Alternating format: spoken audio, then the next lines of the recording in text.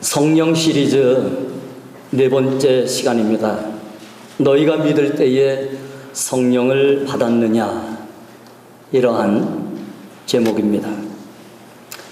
웨슬리 목사님은 설교 시간에 almost 크리스찬이 정말 크리스찬이냐 아니냐, 이런 질문을 던지셨습니다. 야구에서 이제 타자가 볼을 치고 1루수로 달립니다. 최선을 다해서 달립니다. 그런데 심판이 세이브 하면은 사는 겁니다. 안타가 된 것입니다. 그런데 세이브 하지 않고 그 앞에다가 이 단어를 붙였다고 한번 생각해 보세요. almost save. 이러면은 살았다는 겁니까? 죽었다는 겁니까? 죽었다는 겁니다. 이 almost라는 것이 아주 좀 이상 야릇한 단어입니다. 그리스도인이지만 여러 요소들을 다 가지고 있어서 누가 보더라도 그리스도인이지만 무엇인가 중요한 것, 그것이 결여되면은 almost Christian. 그래서 존 웨슬리 목사님은 almost Christian이 크리스찬인가 아닌가 질문을 던진 것입니다. 이 중요한 것 중에 하나가 바로 성령입니다. 모든 색깔을 다 가지고 있다 할지라도 성령을 빼뜨리고 있다면은 almost Christian, 그것과 똑같습니다. 중요한 것 2%가 빠지게 되면 우리는 큰 일을 이룰 수가 없습니다. 최선을 다하고 힘을 다하지만 마지막 그 2%가 부족할 때에 목적지에 다다르지 못하고 마지막 그 성공 단계에서 실패하고 마는 경우들이 얼마나 많은지 모릅니다. 중요한 게 바로 성령입니다. 이 성령은 크리스찬에게 있어서 결코 빼뜨릴 수 없는 그것입니다. 예수님은 모든 관심이 부활하신 이후에는 성령이셨습니다. 그래서 부활 후 제자들을 처음 만나셨을 때에도 성령을 받으라. 왜 그렇게 하셨을까요? 이게 너무나 중요하니까. 이거 없으면은 제자들이 almost 크리스찬이 될 수밖에 없는 중요한 핵심이기 때문에 예수님은 제자들에게 나타나셔서 성령을 받으라.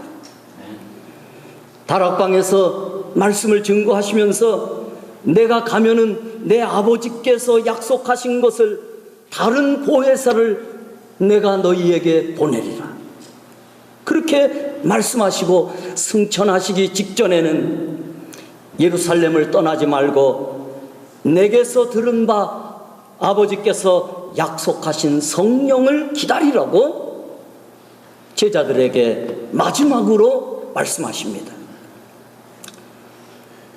그러면서 중요한 메시지를 던지는데, 요한은 물로 세례를 베풀었거니와 너희는 몇 날이 못되어서 성령으로 세례를 받으리라. 예수님은 승천하시기 전까지 모든 관심이 성령이셨고 성령 받으라였습니다.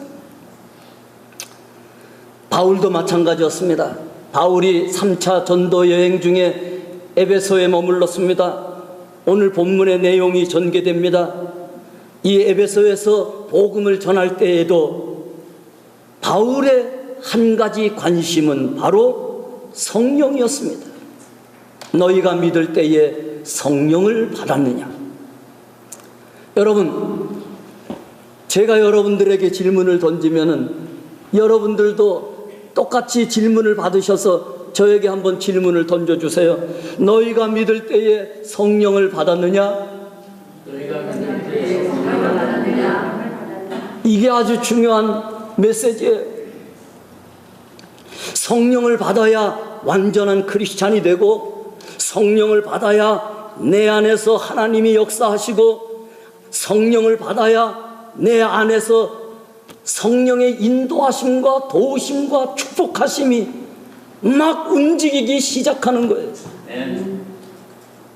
이 2%가 부족하면 모든 흉내도 색깔도 있지만은 성령이 역사하시지 않는 흉내만 내고 마는 그야말로 힘이 없는 그러한 신앙생활이 될 수밖에 없기 때문에 예수님은 성령을 받으라, 바울도 성령을 받으라, 너희가 예수를 믿을 때에 성령을 받았느냐 질문을 던지는 것입니다.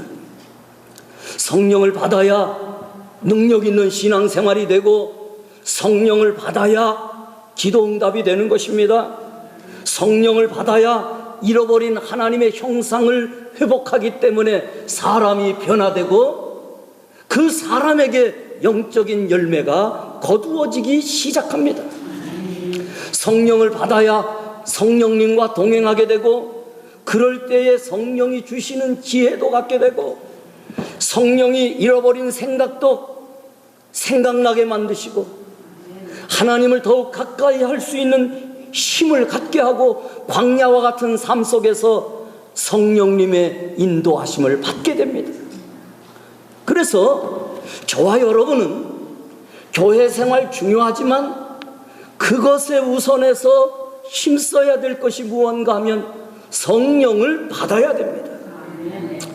우리가 첫 번째 생각할 중요한 것은 바로 당신이, 바로 저가 성령으로 거듭났는가 하는 문제를 직면해야 된다는 것입니다. 바울은 3차 전도여행 중 에베소에서 복음을 전했습니다. 그런데 그곳에 이미 교회가 있었습니다. 너무나 반가웠어요. 사람들을 만났습니다. 모두가 다 크리스찬들입니다. 그래서 그들의 신앙을 물어보기도 하고, 교회에 대해서 물어보기도 하고, 신앙에 대한 체험들도 서로 나누는데, 그들은 비록 교회 생활을 잘하고 있었지만 무엇인가 중요한 것이 빠져 있는 것을 바울은 발견하게 되었습니다. 아직 성령으로 거듭나는 체험이 성령을 받지 못한 신앙생활이었던 것입니다. 그래서 바울은 아주 근본적인 질문을 합니다. 너희가 믿을 때에 성령을 받았느냐? 이 말은 다른 말로 바꾸면은 당신들은 성령으로 거듭나는 은혜를 체험했습니까? 중요한 질문을 던진 것입니다. 그들은 솔직하게 대답합니다. 우리는 성령이 계시다 하는 것도 듣지도 못했습니다.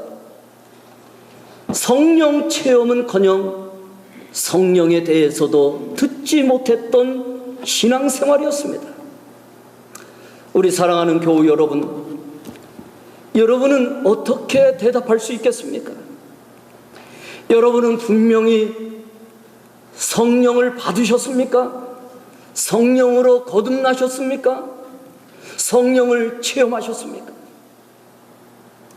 이게 있어야지만 영적인 힘이 생기고, 성령이 가까이서 도와주시고, 성령이 나를 움직이시고, 내가 무슨 일을 해도 성령이 나와 함께 하시면서 나를 도와주시기 때문에 성령의 직접적인 도움이 내 안에 계신 성령님을 통하여서 일어나게 되는데, 우리가 성령을 받지 못하게 되면은 예수 믿는 것도 알고 성령의 중요성도 알고 성전의 중요성도 알고 하나님을 믿으면 복을 받는 것도 알지만 이 모든 것이 지식으로 끝나고 내 안에 성령이 역사하시지 않기 때문에 능력 있는 삶이 되지 못하고 성령이 도와주시는 삶을 살지 못한다는 것입니다. 이상하게 어떤 사람은 능력 있는 기도도 하며 기도하면 응답을 받고 하는데, 왜 나는 신앙생활을 하면서 때로는 가끔 기도도 하는데 나에겐 기도 응답이 없는 것일까? 왜 다른 사람들은 하나님께서 도와주시는데 왜 나의 삶은 하나님이 도와주시지 않는가? 여러분, 중요한 질문을 자기 자신에게 던져야 됩니다. 너희가 믿을 때에 성령을 받았느냐? 성령님께서 내가 죄인인 것을 깨닫게 하시고 예수 그리스도를 구주로 영접하고 하나님의 자녀로 살아갈 때에 성령께서 기름 부어 주심으로 인하여 하나님의 자녀다운 삶을 살아갈 수 있는 능력을 바로 성령께서 만들어 주신다는 것입니다. 만일 여러분이 교회를 다니면서 성령을 받았다면 여러분들은 참으로 축복된 사람들입니다.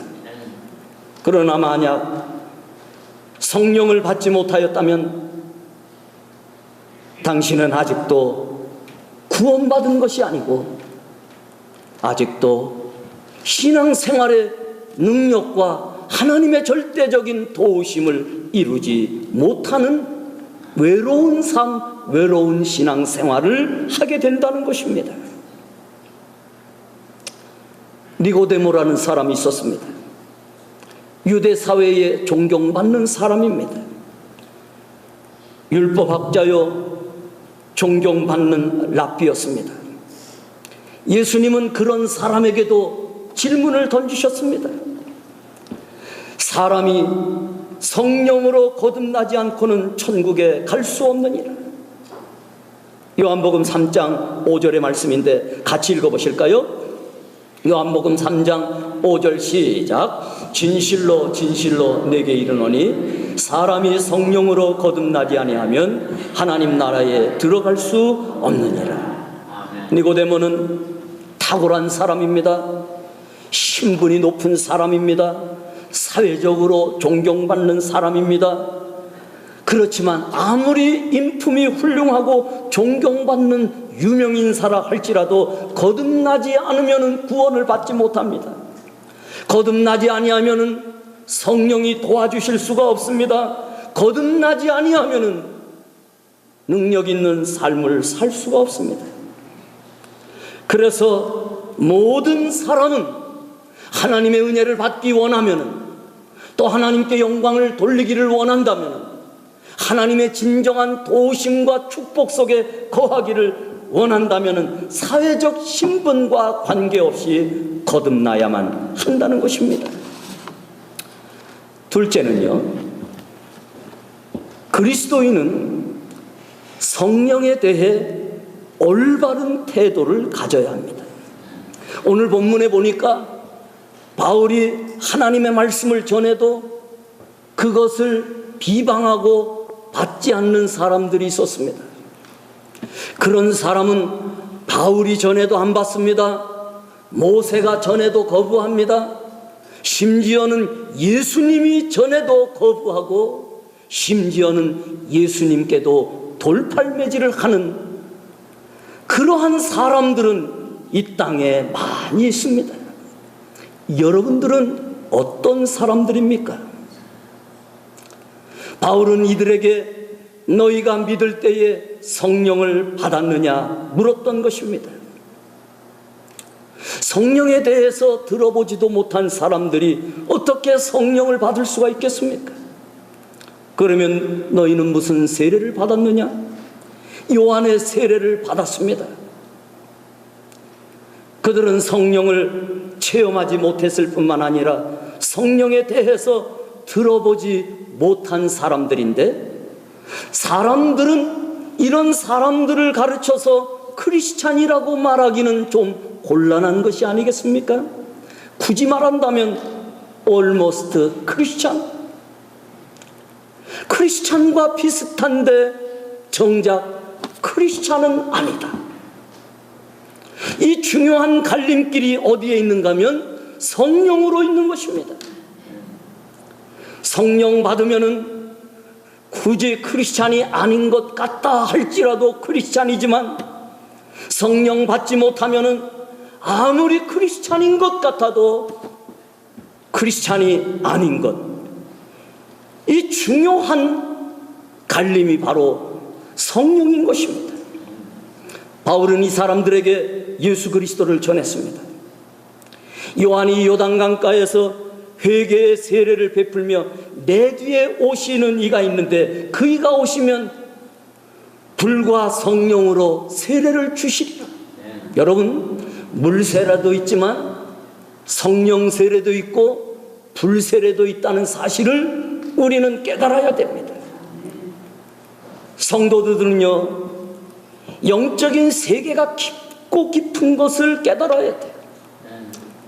물세례도 있지만 성령 세례도 있고 더 나아가면 불세례도 있는데, 예수님이 오시면은 사람들이 이러한 세례들을 받게 될 텐데 나는 과연 어떤 세례의 자리에 이르렀는가?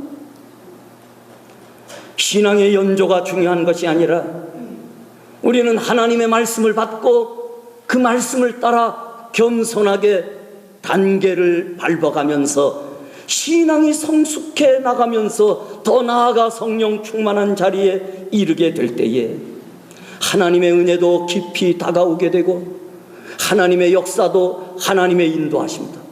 그래서 여러분, 이스라엘 백성들이 하나님의 도우심을 받게 되면은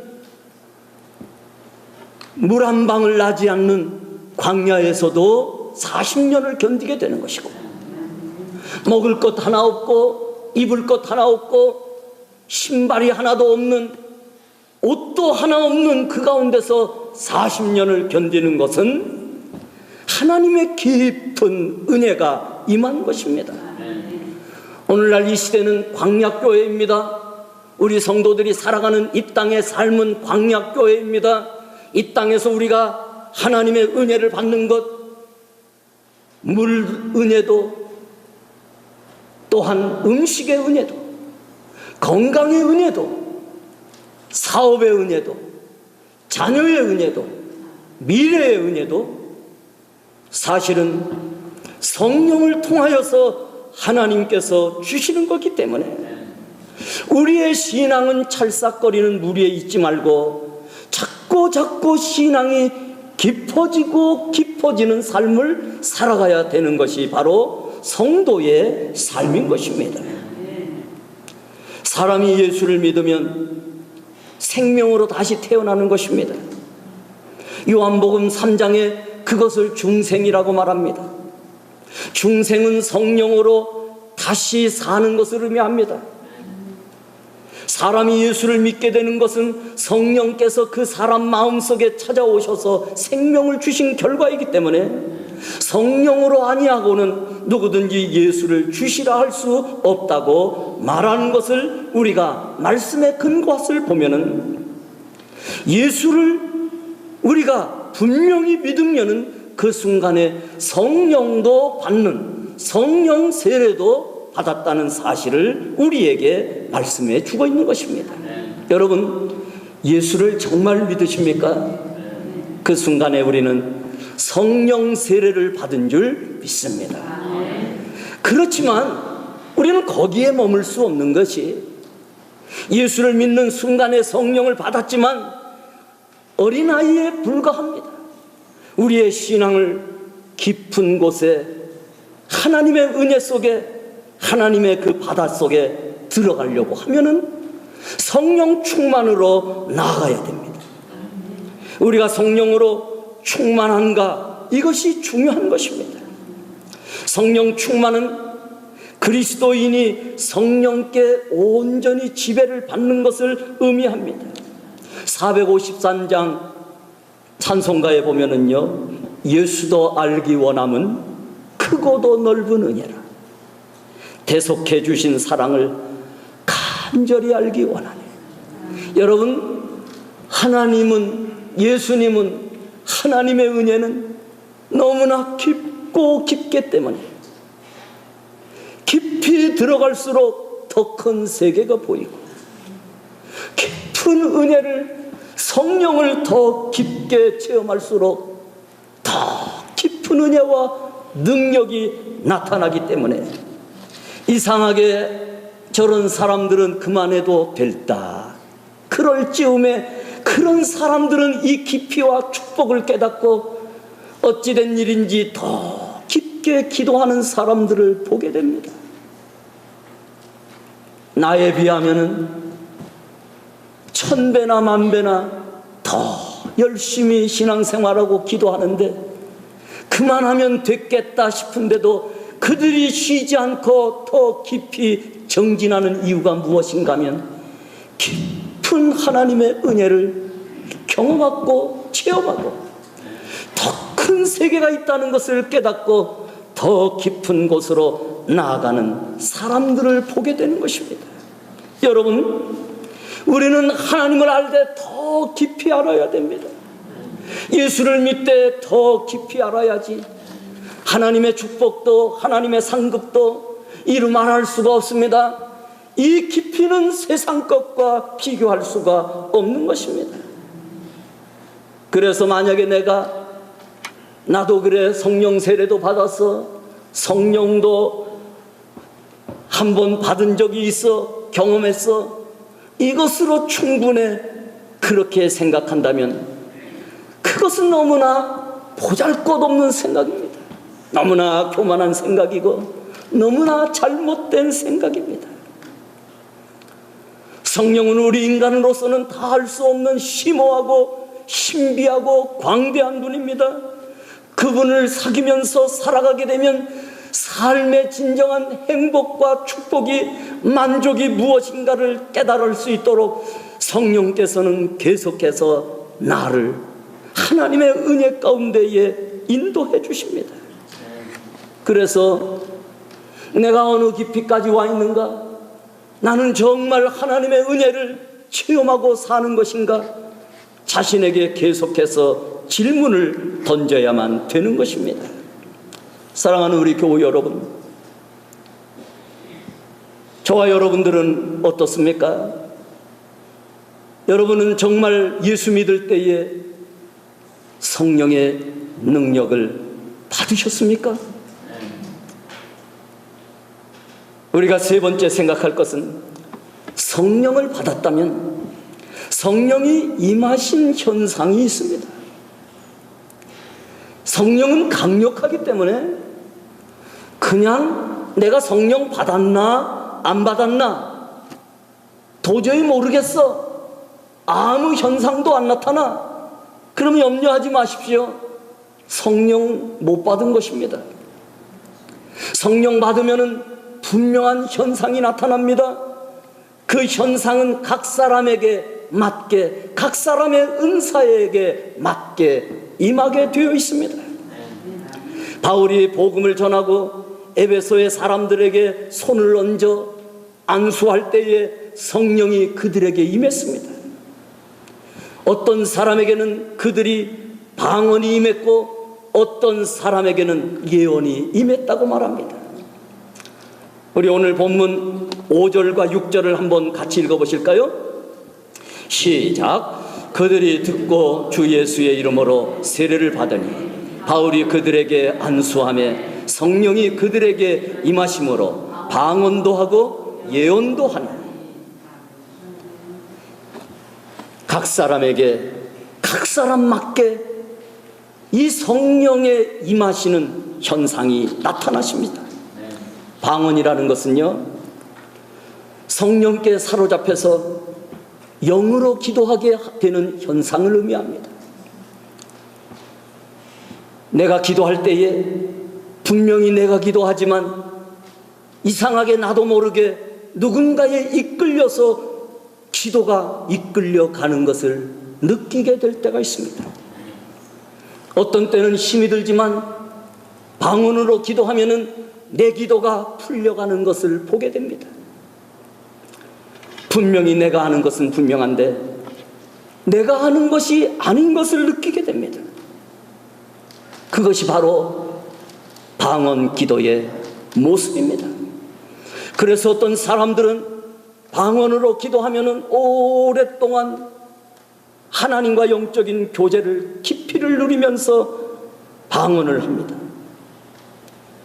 방언 기도와 같은 그런 기도는 내가 영으로 기도하는 것입니다.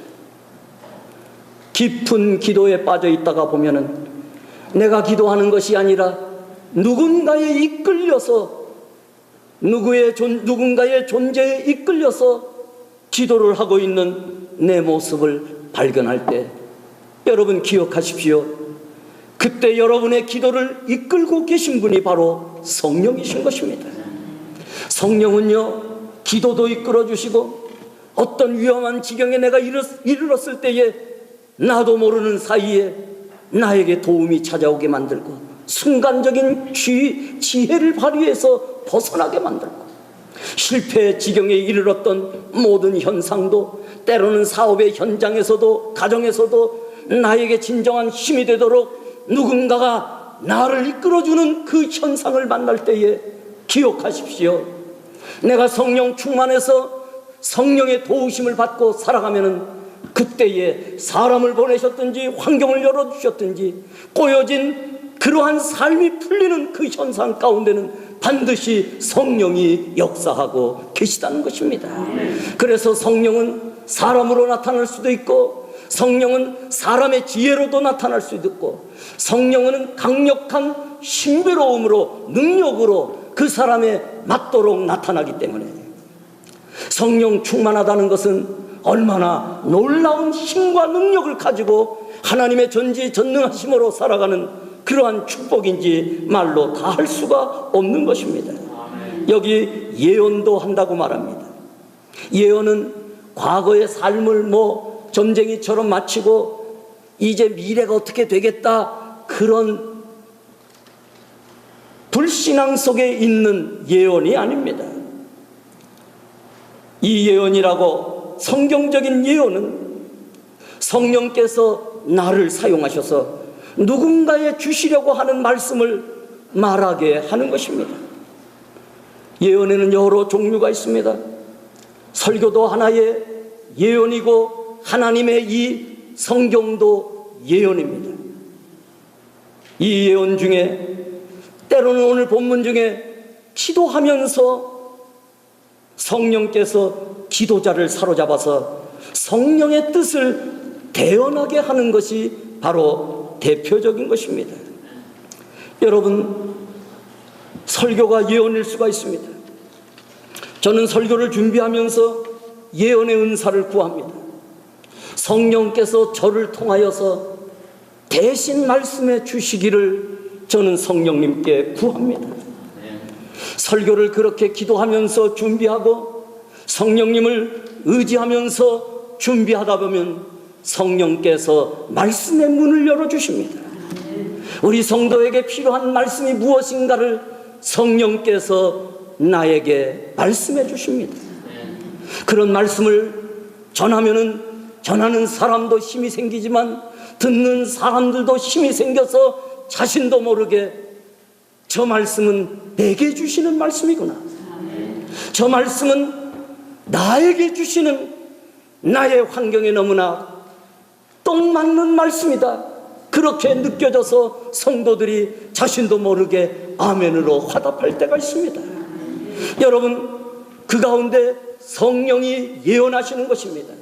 성령이 말씀을 대언해 주시는 것이고 전하는 자나 듣는 자가 예언의 말씀에 사로잡혀 하나님의 말씀을 통하여 내가 현실에서 맞는 문제를 말씀으로 해결되는 경우가 종종 나타나게 되는데 그것이 바로 전하는 자와 듣는 자가 하나님의 예언의 말씀을 들을 때에 일어나는 현상인 것입니다. 그러므로 여러분, 설교를 준비할 때나 설교를 전할 때나 사람들이 하나님의 말씀을 설교를 통하여서 들을 때에 자신의 마음을 비우고 성령님을 온전히 의지하면은 그 설교는요 예언의 말씀이 되고 그것이 바로 나를 살리는 능력의 말씀이 되는 것입니다. 성령께서 필요한 것을 신비한 방법으로 제공해 주시는 것입니다. 어느 집사님 한 분이 부흥회를 갔다가 버스를 타고 집으로 돌아가는데 마음이 왠지 자꾸만 불안해지는 거예요. 여러분 그럴 때 있잖아요.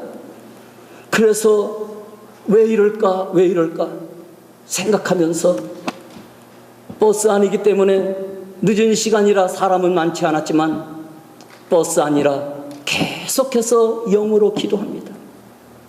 그런데 기도할수록 불안이 더해져서 자신도 모르게 영으로 기도하고 방언으로 기도했습니다.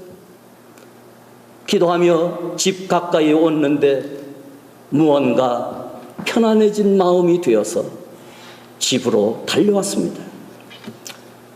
들어가서 조금 있다가 고등학교에 아들이 사색이 되어서 정신을 다 잃어버린 것처럼 눈동자가 풀린 가운데에 울면서 들어오는 것이었습니다. 불안한 느낌이었었기 때문에 직감하는 바가 있지 않겠습니까? 놀라서 아들아 왜 그러느냐? 대답도 못하고 울고 있는 아들을 꼭 껴안아주고 왜 그런가 물었습니다. 뜻하지 않는 이야기를 하는 것입니다. 엄마 나는 살고 싶지 않아.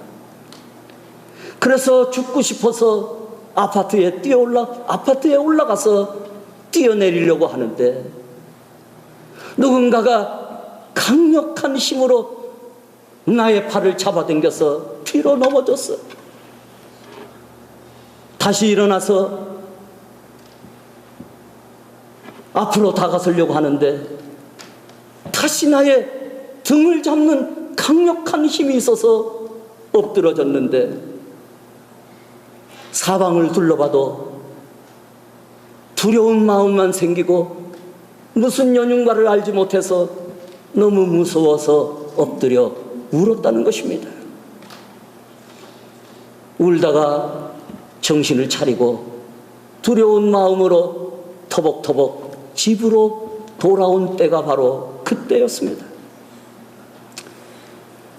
아들이 죽으려고 아파트의 꼭대기에 올라간 그때 영적인 싸움의 실갱이를 하고 있는 그때가 엄마가 버스 안에서 불안해하면서 기도하고 방언으로 기도하고 영으로 기도하는 바로 그런 때였습니다. 어떤 사람은 여러분 비행기를 놓쳐서 사는 사람도 있고 어떤 사람은 버스를 놓쳐서 산 사람도 있고 전번에 보니까 96번을 69번으로 알아서는 그 버스를 놓쳐서 살았던 사람의 간증도 있습니다. 다 그런 것은 아니지만 어떤 사람에게는 강력하게 성령이 인도해 주시는 사람들이 있습니다. 성령을 의지해가는 사람들입니다. 보이지 않는 성령께서 붙잡아 주시는 사람들이 있습니다.